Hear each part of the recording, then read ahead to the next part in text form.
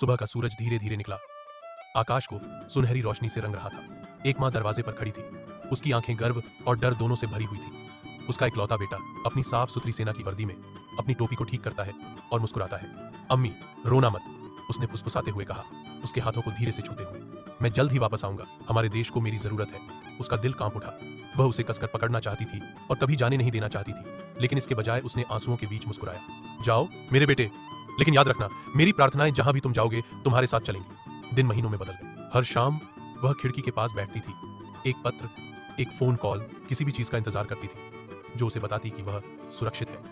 उसने अपने दिल की हर धड़कन के साथ उसके लिए प्रार्थना की। एक रात दरवाजे पर दस्तक हुई। वह दौड़ी, यह उम्मीद करते हुए कि अपने बेटे का जाना पहचाना चेहरा देखे, लेकिन इसके बजाय दो सैनिक वहां खड़े थे, उसकी चीजें पकड़े हुए।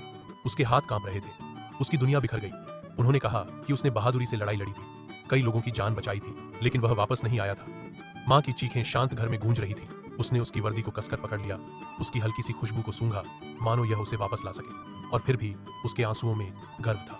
उसके बेटे ने अपने लोगों के लिए, अपनी भूमि के लिए अपना जीवन दिया था। आप गए नहीं हैं, उसने खाली कमरे से फुसफुसाते हुए कहा, क्योंकि आप इस राष्ट्र की हर धड़कन में और अपनी माँ की हर प्रार्थना में जीवित हैं।